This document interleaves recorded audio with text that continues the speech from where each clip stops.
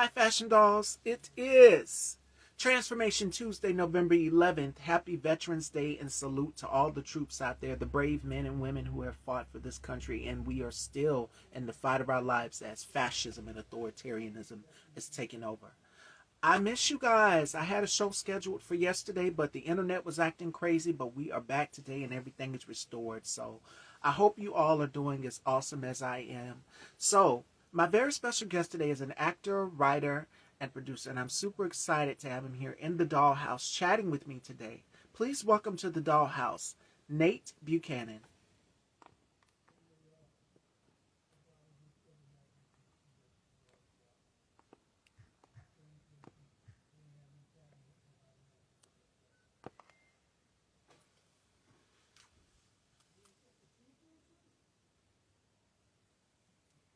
While we're waiting on Nate, in the meantime, between time, I need y'all to go and check out First Lady Michelle Obama's new book, The Look. I got my copy yesterday. If you guys checked my stories, you guys would see that I announced that I got it yesterday. Um, she talks about fashion in this one right here, and she goes all the way behind the scenes from the time she was in the White House, hair, makeup, all of that, and so much more. Y'all need to go grab y'all a copy of it. So for all of my fashion girlies out there, this is it. This is it. All right.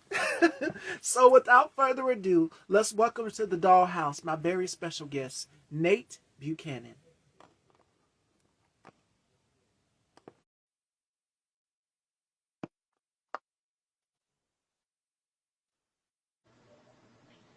Hey, how you Hello, doing? hello.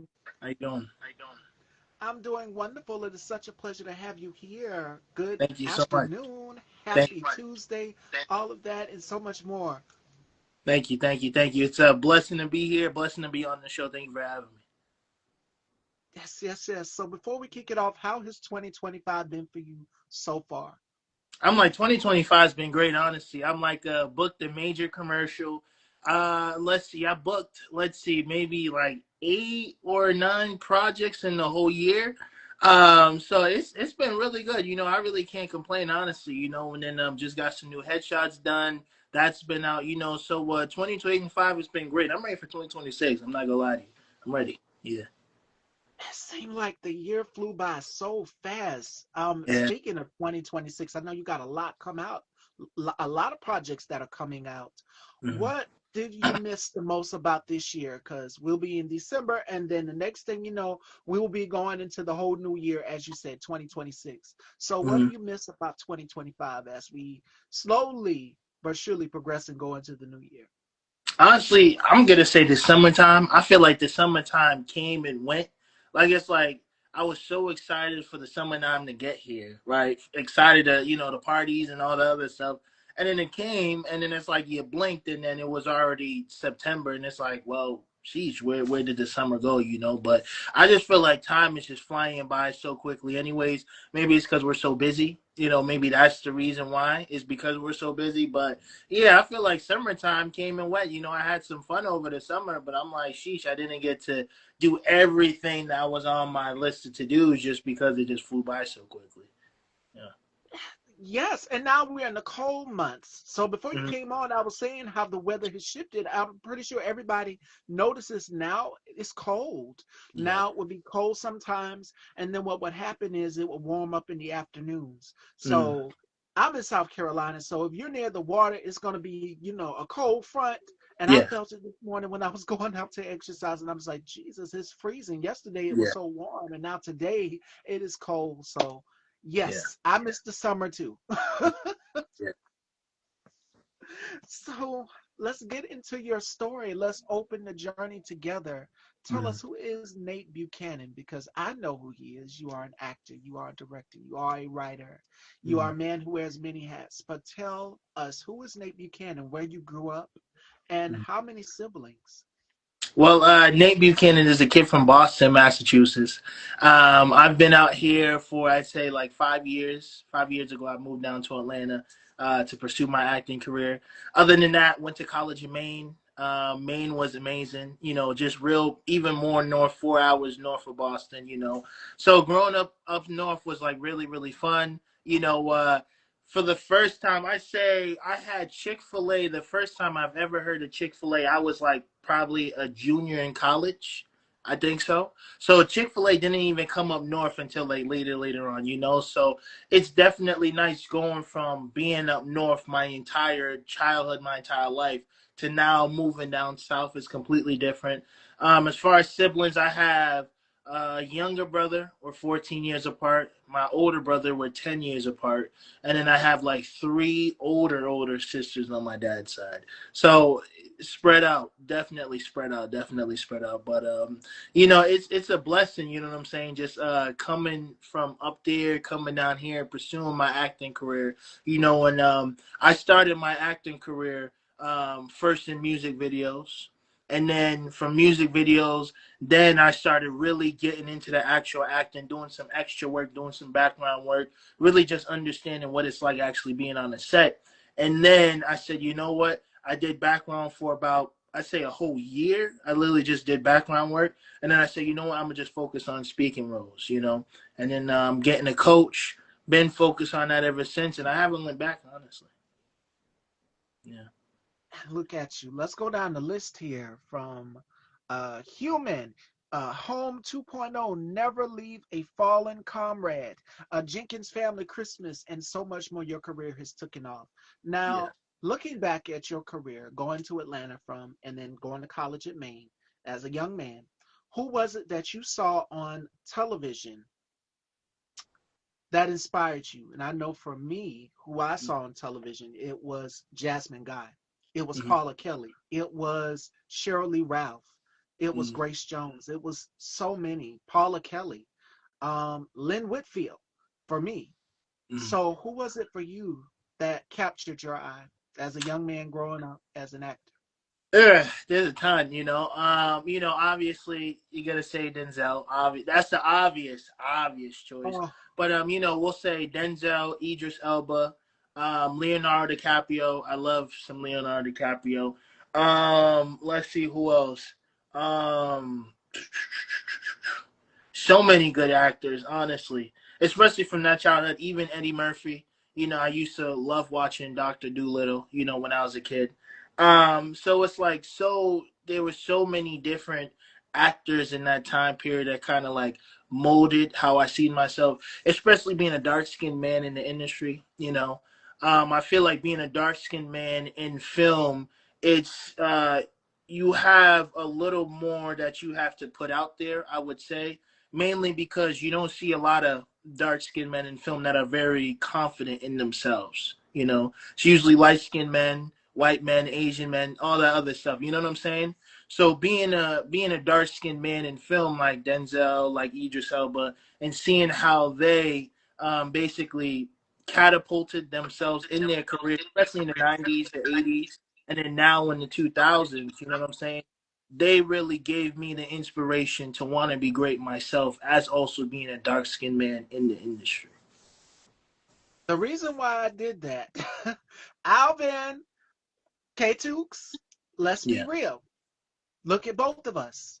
Hollywood has a certain type of aesthetic that they go for, and it is typically not our aesthetic. It is Mm-hmm. typically light eyes, light skin, nice hair. And we know that there's a whole issue with texturism. That's a whole nother conversation. But right now, the thing that we're talking about is colorism.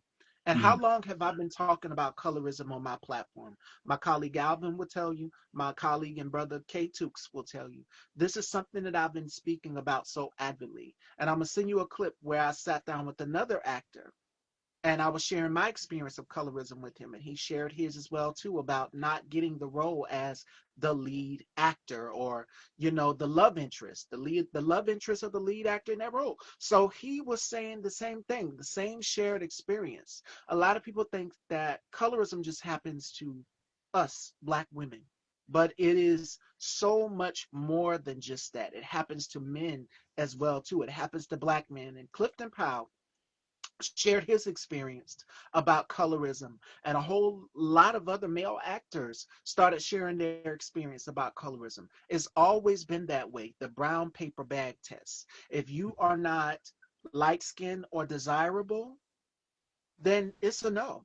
And Mm. that's why I started my show, Style by Stevie, because I didn't want to look like the average talk show host. I don't look like a Tamron Hall. I don't look like a Jennifer Hudson. I don't look like, let's go to the white side, a Kelly Clarkson Mm. or a Drew Barrymore. I'm a black woman.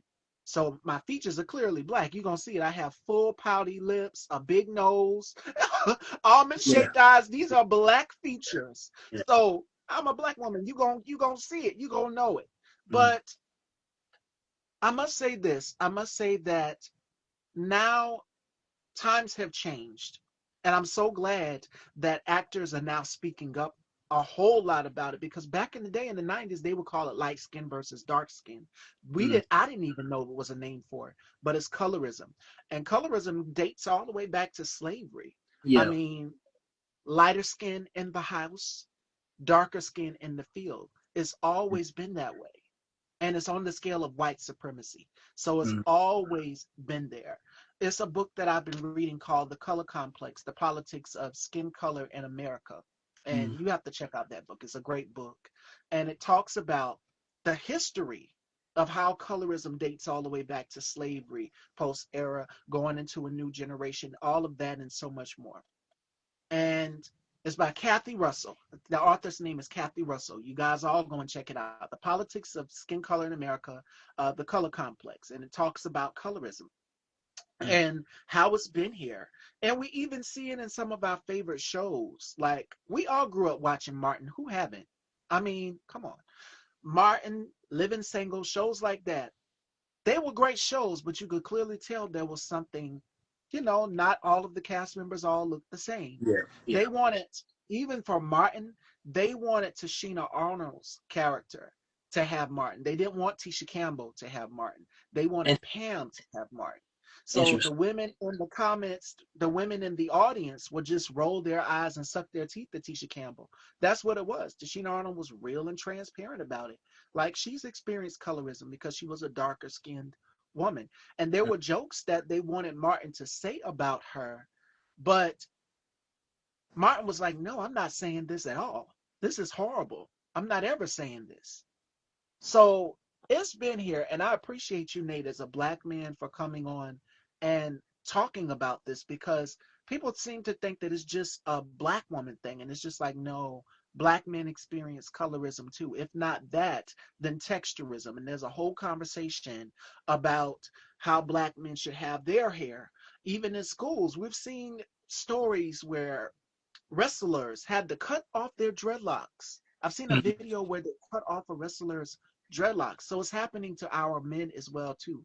And it's a Right. conversation that we need to have. So again, Nate, thank you for sharing that experience. And that's why I did that. Not to be shady, but these are things that I've been talking about, and you're Yeah. hearing it not from my perspective, but a man's perspective. Yeah. So again, thank you for sharing that. Abs- And what you're looking for is coming to you, baby. It's gonna come to you. What you're looking for, that role, you just said new headshots is more on the way. Lester Green, who I've sat with, another amazing actor.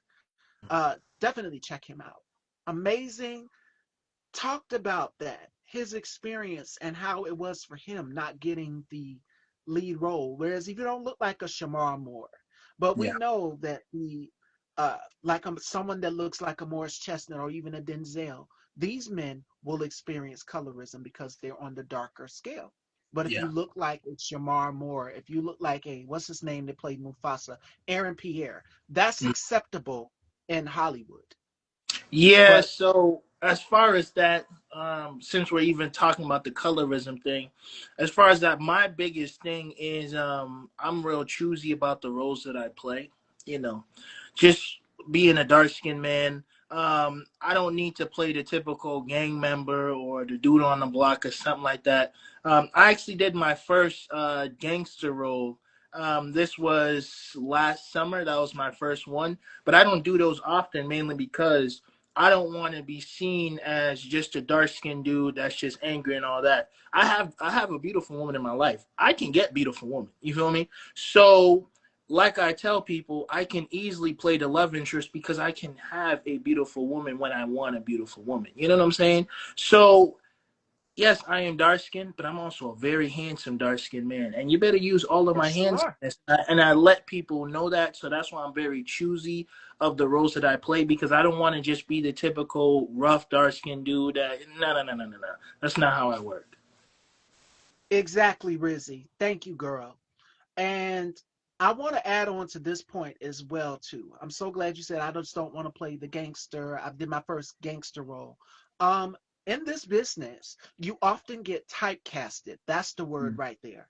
And Leslie Jones, y'all know I love Leslie Jones. If you've seen her, she's host of the Daily Show. Y'all have seen her on Saturday Night Live.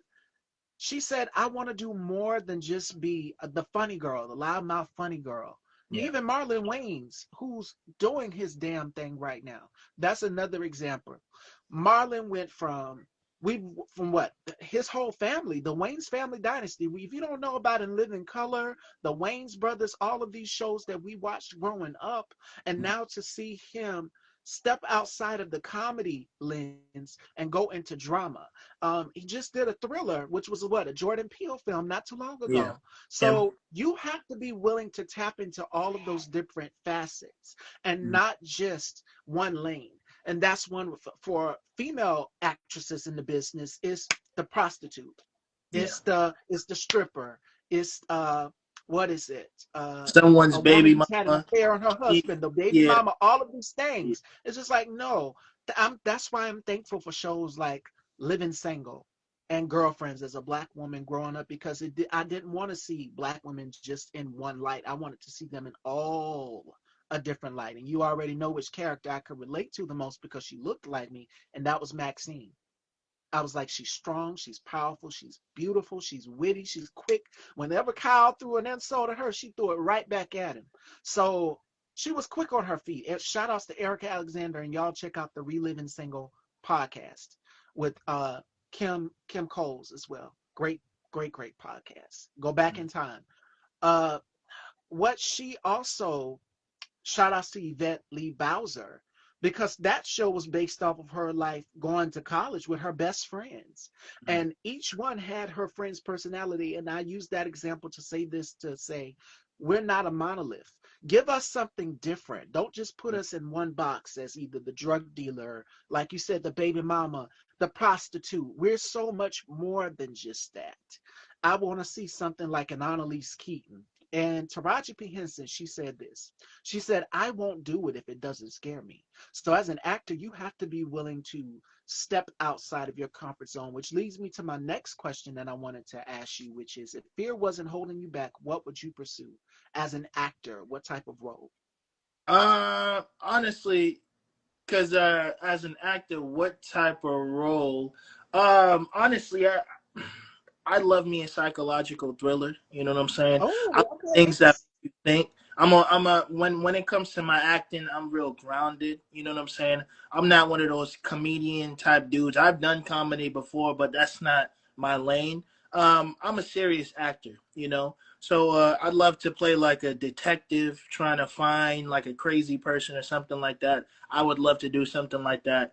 Or I also would love to be in a biopic, you know. I don't know about who. I don't know who I would play. I have no idea. But I'd love to be a biopic of someone's life. I feel like with that, the reason why that's on a whole different level than any other acting is because you literally have to act that person's life out to a T or else it's fake, you know? And if you can't even make the family happy with that biopic, the world is going to look at that like it's terrible. So that's why I think why Jamie Foxx. I didn't name Jamie Foxx last time, but also Jamie Foxx is Ooh, another inspiration. But I feel like the reason why Jamie Foxx won an Oscar for Ray is because he did Ray Charles to a T, acting him to a T. So I'd love to be in a biopic of somebody. I feel like that would be awesome. that leads me to my next question. What legacy do you want to leave behind, and who would you get to play you in a story about your life? The legacy that I want to leave behind. So not only am I an actor, writer, director, I also have a clothing line too, podcast as well. So I see myself as a mogul. You know what I'm saying? Okay. Acting mogul that has multiple businesses that, you know, can also maybe own a film studio later on in my career, stuff like that. You know, I'm a real business person. I went to school for entrepreneurship, so I know how to run a business. So I feel like adding the business aspect with the acting, that whole legacy, win a couple Oscars, you know, win a couple Emmys, stuff like that. I'm real competitive, you know. I don't do it just for the fame or nothing like that, because you know that's gonna happen regardless. I do it more because I love to compete, and I love to for people to watch something and be like, damn, Nathaniel Buchanan made a great film. You know what I'm saying? So stuff like that, to where I can give it to my family later on and whatnot, and have them run the businesses. You know, I would love my kids to also be studio heads, or, you know, work behind the camera, stuff like that, you know, because you don't see a lot of black people that's really, you don't see a lot of black people that's pushing the envelope, you know. You see a lot of black people in front of the camera. You see a lot of black people maybe holding the camera, but you don't see a lot of black people that's greenlighting projects, you know, being the No. person that says, hey, let's greenlit this project, let's make it happen. So I would love my kids to be in the business side of film, and they can be the ones that's greenlit certain projects. You know, they can also be studio exec, stuff like that, you know, because we need more black people in the higher ups than just, you know, doing the dancing and the shuffling and the jiving. You know what I'm saying? So that's how I look at it. Our Yeah. man did not say that. Did Yeah. not say that. We need, and this is something that I've been preaching for the longest here on my platform. I see you, Pure Lux, and Pure Lux. We even tell you this is something that I've been advocating for. This is again why I created Style by Stevie, because I'm like, who is going to give us an opportunity and a seat at the table? We have to go and build our own seat at the table, because Mm. they're not going to give us. Y'all are seeing it right now with this regime, how it's playing out, how they're removing all of these black news anchors, pushing them out. We now have to be our own. And I think that it is time for more and more black filmmakers, creators, producers, writers to be in the writing room, creating stories about our lives. So even on Tubi, I hate when people look down. I'm like, these are black filmmakers. I don't care where the film is coming from. It can be on Tubi, it can be on Looney Tunes. I don't care. As long as it's a black filmmaker, you support that black filmmaker, Yeah. I, because we don't I think see that people. representation. I'm sorry. I'm sorry. I think people get upset with Tubi is the quality, right? Now, me personally, because I've been told by some actors, don't get caught up in the Tubi world or whatever, right? And I've listened to some actors. My thing is, though, I think it comes down to quality, right? Because Yeah, I have a couple of things that's on Tubi, and the quality is great because the person that I worked with has a level that they want to reach, you know? So my thing is that even if it's black, I support black quality, right? I support black people, but it has to be quality. I can't just support just anybody and it's not quality, you know?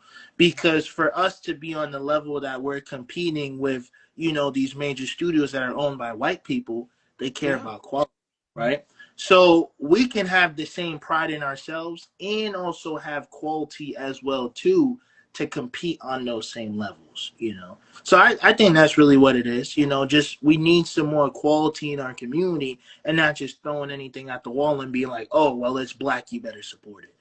I would love to support you. I also want to support quality as well, too. You know, I think it's a little, absolutely. yeah. If it was a moment in your life that you could relive, what would you redo all over again? I'd say honestly, college was very fun. You know, I feel like that whole being a kid aspect. I had a great time in college. You know, like I really lived life. I played football. You know what I'm saying? So just being out there with my teammates, having a good time. You know, just it doesn't even have to be a football game. Just like even when we was on the road in hotels having fun. You know, just on the bus going to the game, having a good time. That camaraderie. So if I could go back in time, it would probably be the camaraderie with my teammates. Other than that, that's really about it. Yeah.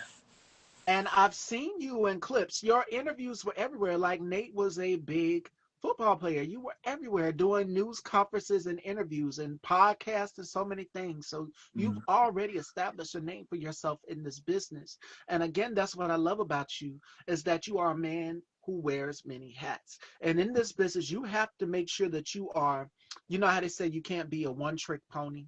You Mhm. have to be able to juggle multiple irons in the fire.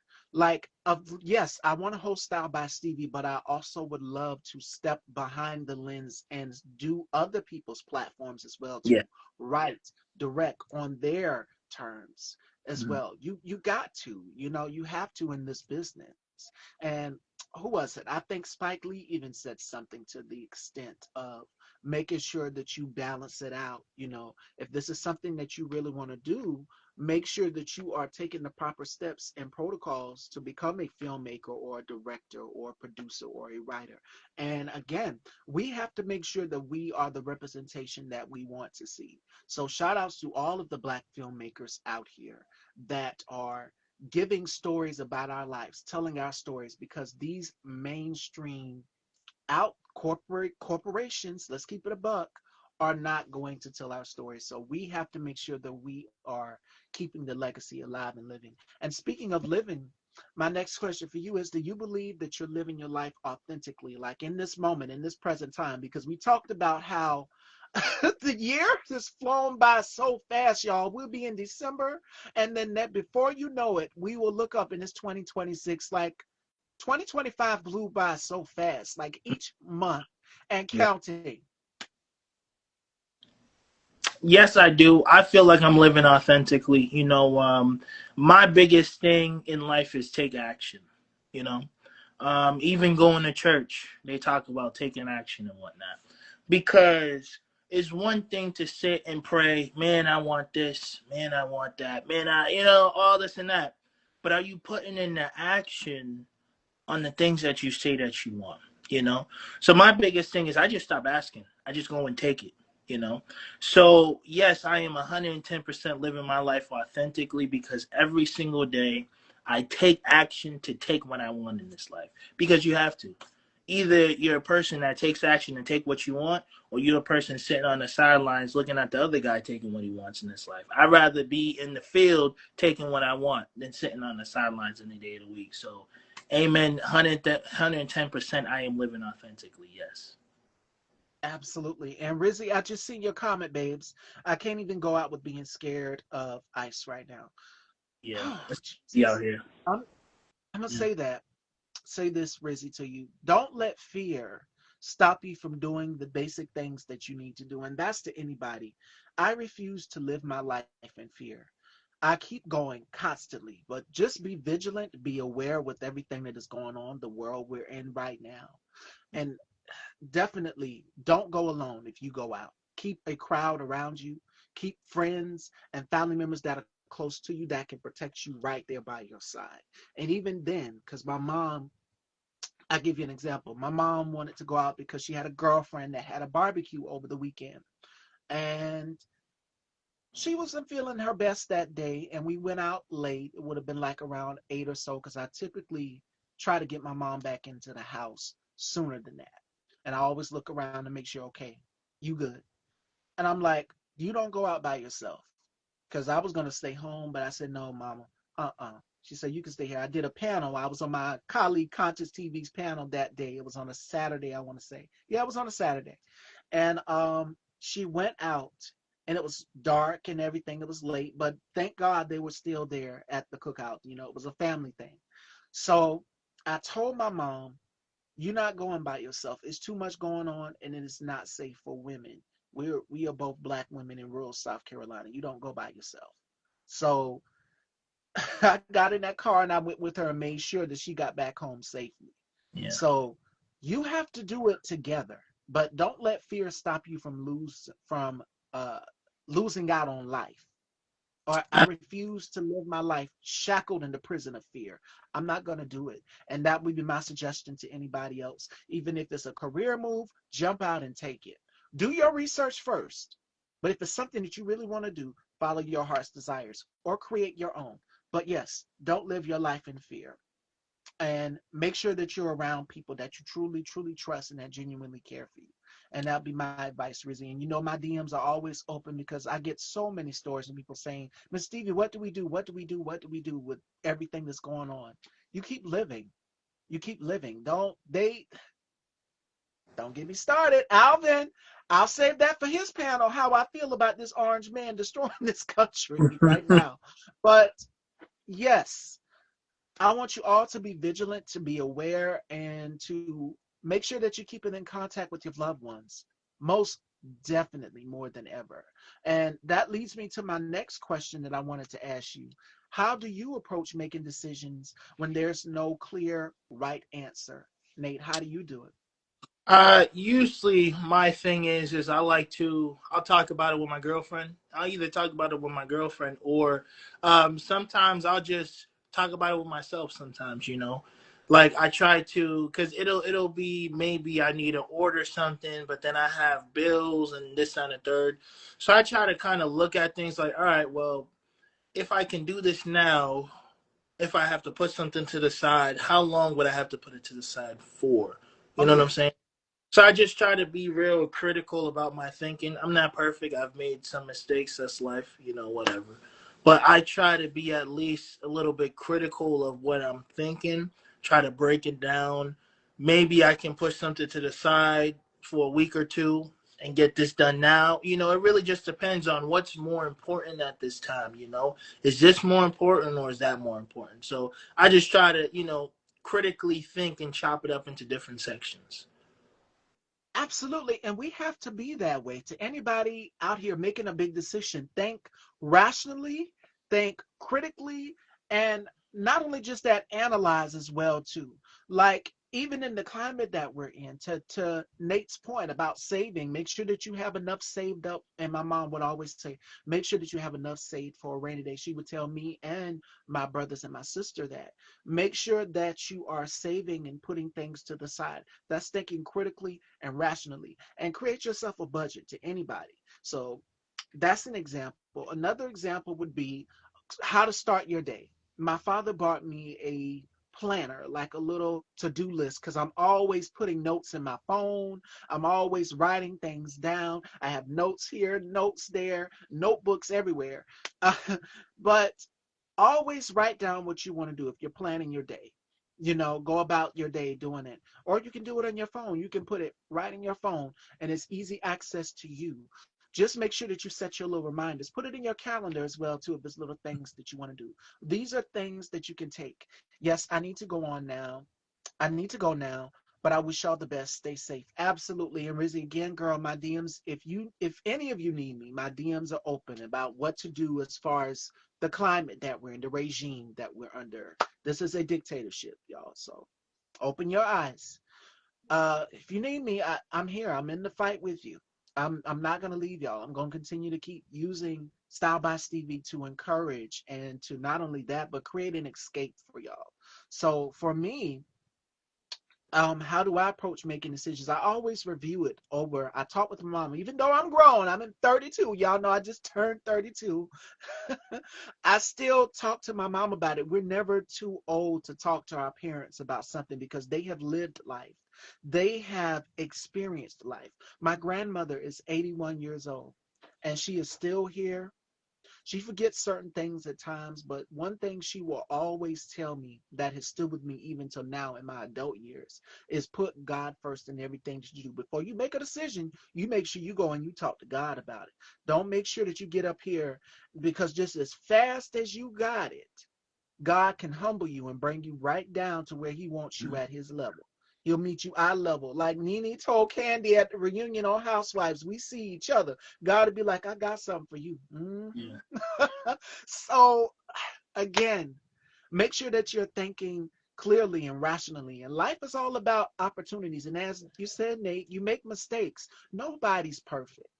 That's, I say, we are perfectly imperfect, if that makes sense. Yeah. And a lot of us strive for perfection. I'm a perfectionist. Like every interview has to be perfect, every single detail. And I've sent you some, so you know, questions have to be perfect, conversation has to run smooth.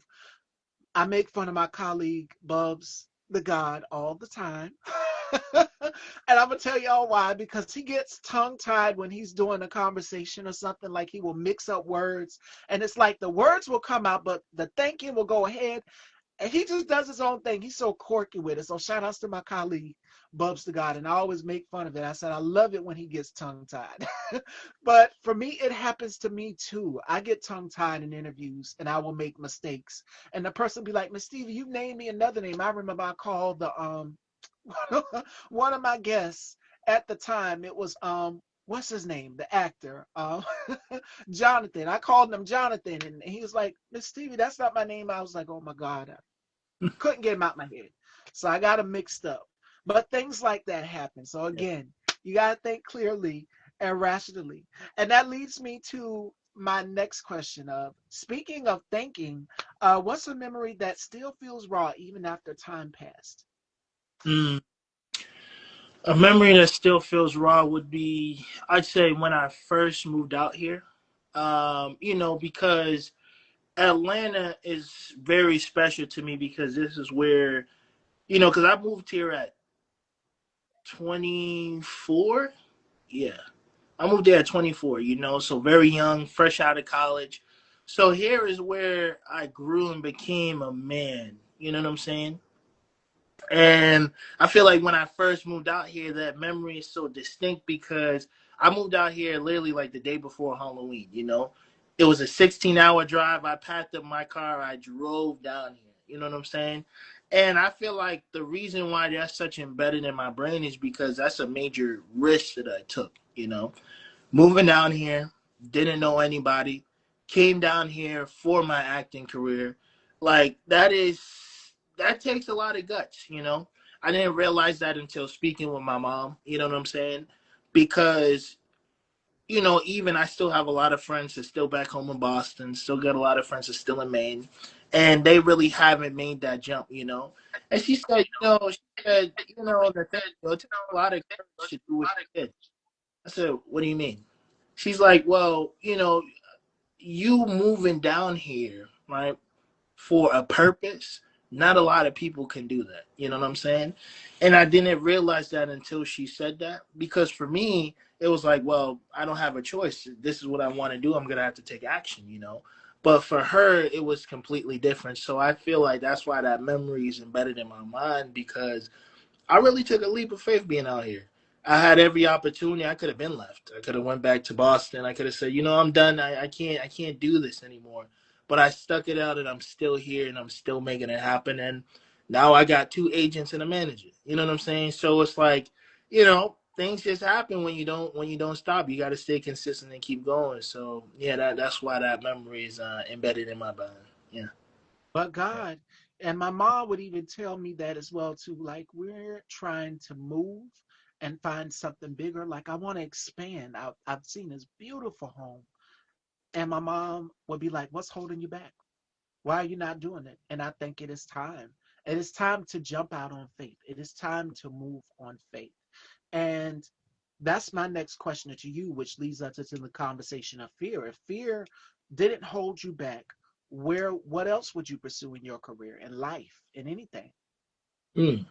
Honestly, I feel like as of right now, I'm pretty happy with what I'm doing. I got my acting career, I have my clothing line, I have my podcast. Honestly, I just need more money. I'm like, hey, you, if you want more, you need some more money. You know what I'm saying? So, It's I coming. The right power now, of manifestation, I believe yeah, in it. If you put it out there in the universe, it will yeah, come back to you full circle. yeah. Like, I didn't think I was going to get 900 shows, but now you're 900, interview 906. And so tomorrow will be 907 with Dante, and it continues on. And that's because I was at this point, I'm like, I'm never going to get it. I'm never going to get it. And then my mom was like, "See, I told you." So moms know it all, y'all. They know it all. They be right. And again, woman's intuition. So she already knew. And I think my colleague Alvin, and then I spoke with my brother K Tukes on the phone as well too, and they both told me, "You got this. You're gonna get there." And it happened. Here we are, 906 interviews. And that's the power of manifestation. The tongue is a powerful sword. y'all. When I tell you, if you put it out there and you say, I want some more money, I want this, you know, God will be like, I'm going to enlarge your territory. And it's Yeah. going to happen if you believe. And I'm a firm believer that if you put it out there, you write about it, you dream about it. I do vision boards. So it's like I plan already. I did one back in 2024 last year. And Mhm. it's like almost everything that I put on that vision board has come to fruition. I did an interview with Grammy nominated singer and producer B Slade, and that was a big interview. I was Yeah. not expecting that to show up on my bingo card, but it happened. And that's through God. That's through God.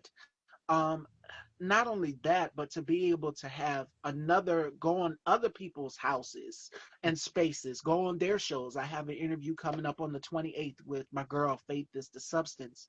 That's the day after Thanksgiving. So it's just like God is giving me more and more each day. And that's because of the power of manifestation, prayer, a lot of crying, fighting, and praying. You got to through everything, and it's going to happen. So I just had to put that out there. When you said I want more money, I'm like, it's coming to you. You already got it. So for each and every one of us, we want things in our life so bad. You said you an Oscar, an Emmy. It's coming. Yeah. It's coming. Just like a lot of people like, well, you should have a lot of viewers. You should have a lot of followers. I don't need that. God said, slow and steady wins the race. Yep. And I'm right where I need to be. And besides, I don't want to be a corporate mainstream girl. I would rather be for my people and know where I came from, because just as fast as this you got in this business, it will chew you up and spit you out if you don't remember where you came from and who you are. And that's what my grandmother always tells me: put God first in everything that you do, because just as fast as you got there, if you forgot the ones that you love, God will humble you again, bring you back to Noel's level. Like Nene told Candy, we see each other. Hmm. God will be like, I got you. I Yeah. got you. You think you want to play this game with me? I got something for you. And just as fast as I could have lost it all that day, you have to do some self accountability, and that's where that comes in. So the conversation continues. But we're talking about fear and jumping out on fear. And I know a lot of people are like, well, what do I do? Do I make this decision or not? And you're not too grown to go and talk to your parents about it. Because Mhm. again, your parents, your elders are there, especially your grandmother. And I'm thankful to have her. I don't know what I would do without her. Just like with your mom, I know moms get what's called, what is it, empty nester syndrome. When you're jumping out and you're going on a career move. And I know a lot of mothers that are watching, because I got a lot of moms that watch Style by Stevie, and they're just like, my baby's gone. My baby's going off to college. That's the next generation. They're living their life. Yeah. You've taught them what they needed to know, and you're sending them off on their way so that they can be with their families. I still can't believe it. I'm an auntie now, y'all. I have a Congrats. nephew. My brother is a dad, and he's younger than me. I'm 32, so he's younger than me. He's like in his 20s. And to see him as a father, I'm like, I've never would have thought. I've never would have thought. And my mom had this conversation. Don't look at me. Y'all can dream about fish, but don't look at me. No, no. I've already got one. She is a fur baby, and she's a toy poodle. She's 5 years old. Her name is Coco, and I'll probably bring her on the show tomorrow. So, yeah, seeing, and I must say this: being a parent changes your mindset. Being an aunt or an uncle or whomever changes your mindset. When you're in your 30s, the things that you used to do when you're like in your teen years, your college years, or high school years, all of that as you're going off into adulthood is for real, especially when you're in college. You're like at the prime of your life, and it's just like, okay, give me a sign, this direction or this direction. That's on you. So that Yeah. mirror's looking back at you. Yeah, just wanted to add that. But not to be long-winded, I think we covered it all. So my next question for you is, at this chapter in your life, you got new headshots, you got new projects coming out, new commercials, and so much more. What Mhm. else are you doing? You got your clothing line as well too. So tell Mhm. us a little bit about your clothing line. So my clothing line is called More Hustle, More Money. Well, the company is called More Hustle, More Money. right? Because it's not just clothes. We do other things in More Hustle More Money, but that'll be disclosed later on down the line. But as far as for the clothing line, I got some new tracksuits that is on the way, and soon we will be doing a free shipping. So the first 20 customers will get free shipping. So that'll happen. I'm getting the merch here soon. I'm gonna do a whole photo shoot with that, all that other stuff. Once the photos is out there, then we'll start promoting this free shipping for the tracksuits. And we got tracksuits for the ladies too, but that's coming soon. That's coming soon. Right now it's just the fellas. That's something for the ladies soon. Yeah. Stay tuned. More hustle, more money. Nate Buchanan, and it's a black business. And y'all know how I am about supporting black-owned businesses, especially black fashion designers. The revelation about Louis Vuitton broke my heart about the handbag. And y'all know which handbag I'm talking about. So now we have to pour back into black businesses. I know we're saying a global economic blackout, but you can still spend amongst your own. Spend amongst your own if you're going to do anything, because the holidays are among us. Thanksgiving will be here, and then after Thanksgiving, uh, what else? What else is coming? Christmas. Yeah. So make sure that you are spending within your community. If you are going to do that, you can participate in the blackout, but you can also still spend amongst yourself within the community, and that means supporting black fashion designers, black business, uh, the black more, and that's Absolutely. key and crucial. So And my pour into that. thing, like I was talking about with the quality, when More Hustle More Money, we're a luxury brand, and we mix luxury and streetwear together. And my biggest thing, you're talking about the Louis and the Gucci's and all those other brands and stuff like that. The reason, other than my biggest why for the clothing line, other than wanting to make luxury clothes for myself, which I am a big man, right? Um, I also wanted to make a black luxury brand that can compete with the big dogs. You know what I'm saying? Because my biggest thing is I wear my clothes more than I wear anybody else's clothes. And I will be damned to wear a person's clothes that does not see me as a human being. You know what I'm saying? Hello. And that irks me. That really irks me. Like these luxury clothing brands that look at black people as less than, but yet we're wearing their clothes. So that's another reason why I created More Hustle More Money, because not only am I black, not only is it luxury, but I also would put my black owned brand over any of those luxury brands ever. And I will stamp that on More Hustle More Money. Stamp that. 110%. And another black owned brand that you can support on the beauty side is my girl Hypnotic Skincare. She makes her own fragrances, her own oils. Ooh. Uh, for my ladies, as you're looking at my lip glosses, she has those. Um, what else? Another clothing brand that you also can support. You can support Nate's, but for my ladies that like what I'm wearing today, which is the bodycon dress. I know a lot of women like the bodycon dresses. Um, with the cutouts that's got the curves and everything.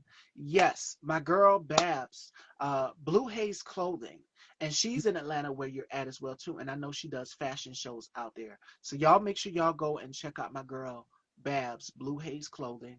And she has something for every woman, every shape and size. So y'all make sure y'all go, and she's black owned. So y'all go and support that. There's black owned beauty supply stores out there, black owned hair vendors. There's so many things that we can be tapping into.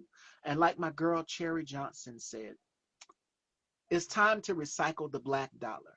We can still do the blackout, but we're going to black out Walmart. We're going to black out Target. We're going to black out all those places that capitulated, bent the knee, all of these big corporations, but we can still spend amongst ourselves. We want our kids to have Christmas. Make sure that your kids have Christmas. You can spend within your own. And then it is a black woman, and I think she did a TikTok video with the whole, it's almost like an encyclopedia of black fashion brands and everything you need. You can go in there and you can type it in, and Shop the Hood. That's it. Shop the Hood. And you can go and type in what you're looking for. It can be lingerie. It can be restaurants. Whatever you're looking for. She created like a whole encyclopedia where you can go and look for what you're looking for, whether it's a restaurant, like I said, lingerie, it can be travel service, whatever. She has it there. So y'all go and check it out. Shop the Hood. Definitely. It's time for us to pour back into our communities because it's right now community is all we have and we need to work together. So Mhm. put a pin in that. So, all right, fashion dolls, y'all know what time it is. It is time for our games here with Nate. And the first one is called the Rapid Five. Now, in this game, my guests have to tell me five things that are their guilty pleasures. And okay, I'll start with an example. Like for me, there are two things that I love in this world, and that is pepperoni pizza and cookies and cream ice cream. And I love Housewives of Atlanta. I'm a big Nene Leakes fan over here. I love Nene, and I love Candy and Cynthia all of them. But those are just a few of my favorite things. So, Nate, for you, what are some of your five guilty pleasures that you can't live without? I say some caramel anything, caramel ice cream, caramel candies.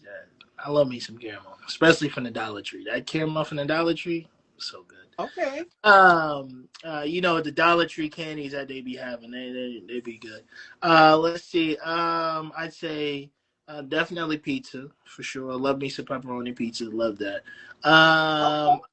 Say I love me ice cream. Ice cream, love ice cream. Can't go wrong with that. What is that? Four. Let's see. A fifth would be what is another thing that I can't live without.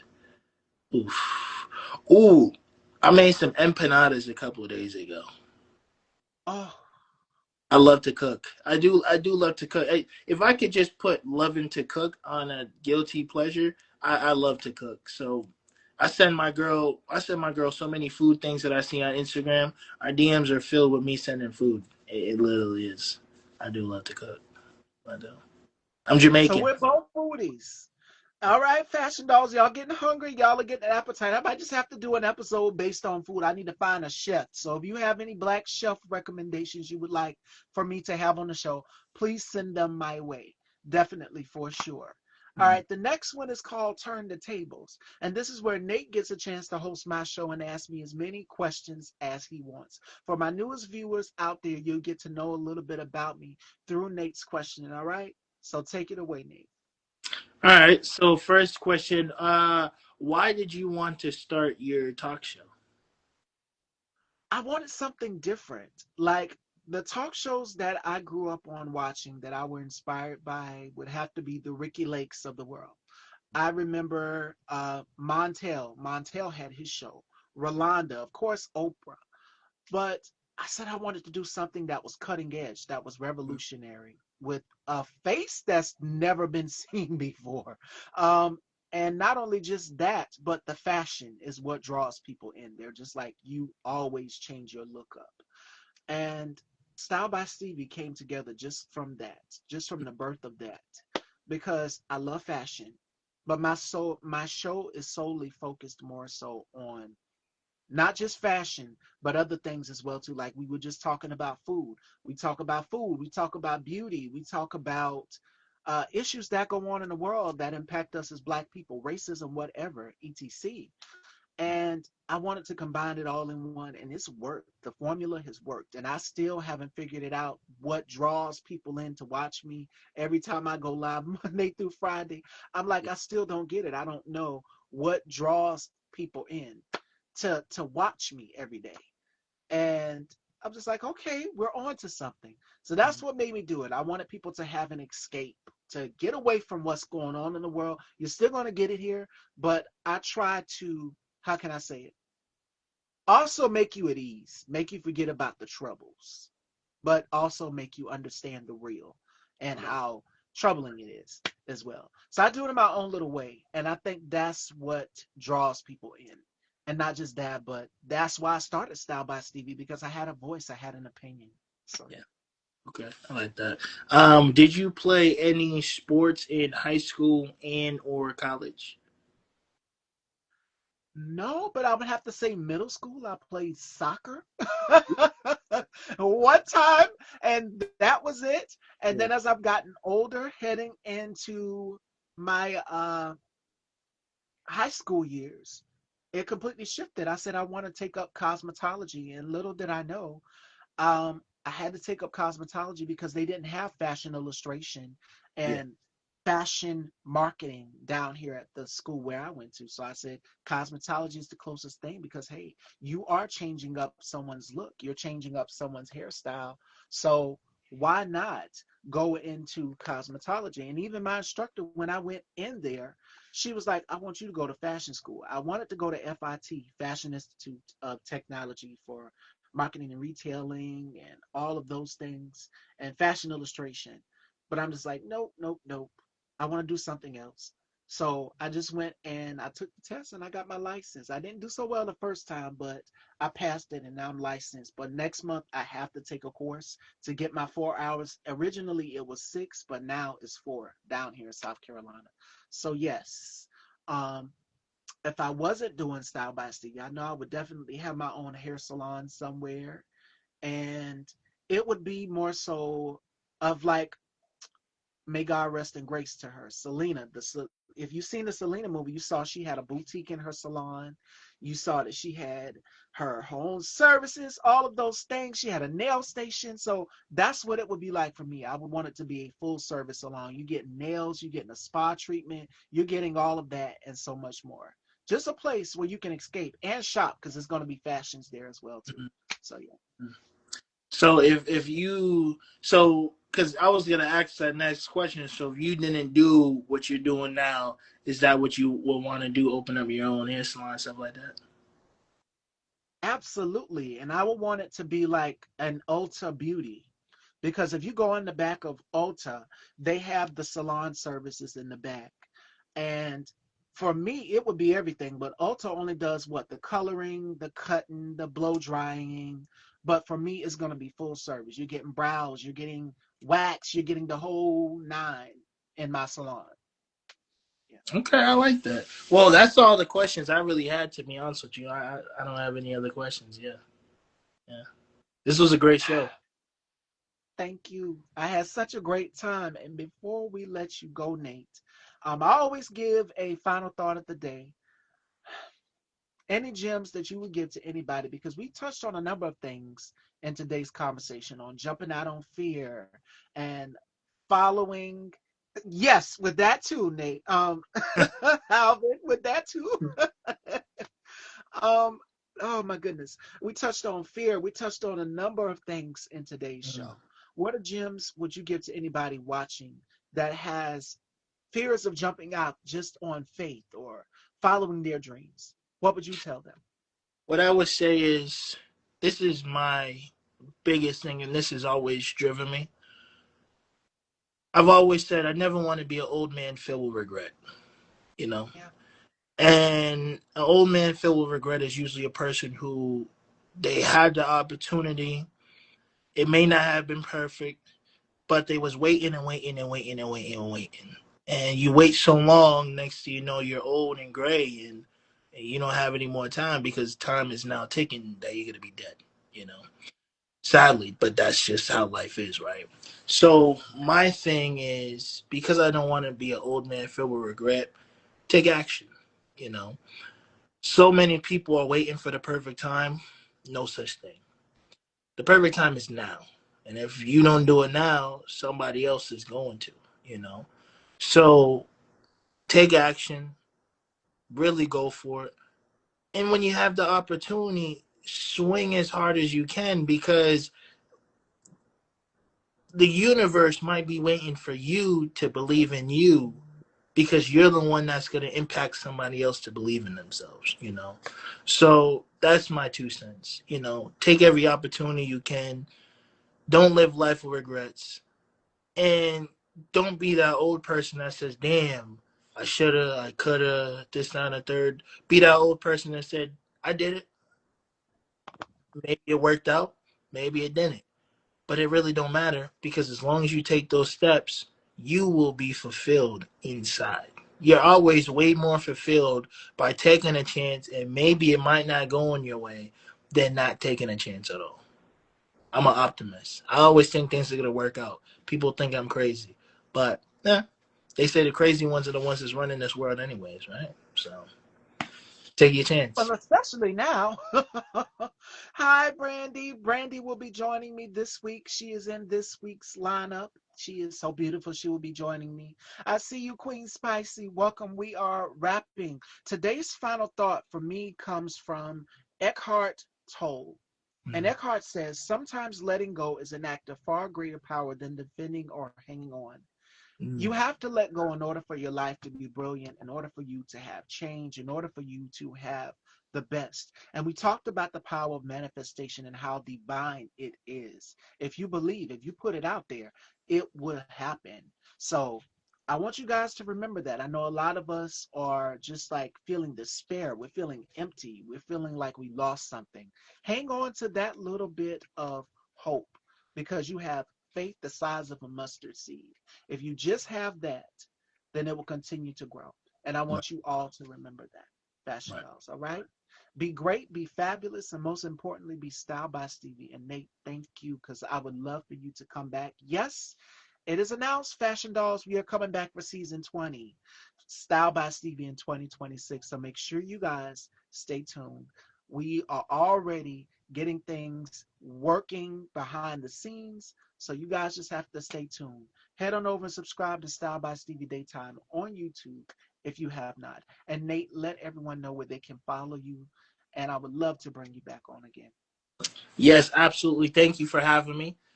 You guys can follow me at Nate B Buchanan. I can even post it in the chat right here so people can see right here, and it's now posted in the chat. So in the chat, you can follow me at Nate B Buchanan underscore. When you go on my Instagram, it's mainly just my acting work, headshot stuff like that. I like to keep my Instagram professional, just so when you go on it, you know you're following an actor. You know, you're not just following a guy that says he wants to be an actor, but he doing something, you know. So, I'm very intentional with how I do my thing. So please give me a follow. Thank you so much, guys. Thank you, thank you. I'll definitely follow you guys back. And thank you so much for having me on the show today. You are so welcome. And joining me tomorrow, Fashion Dolls, we have Dante, our spoken creator. You know, the image, the Fashion Dolls image that you guys see at the end of the lineup whenever it's posted. Dante did that. He'll be joining me tomorrow. That is me. He created that image. I was like, who is that in that picture? Who's that woman? He created me. So y'all make sure y'all go and check him out tomorrow. He will be joining me. I love you all, Fashion Dolls. Till next time, and I'll talk to y'all later on tonight. Take care.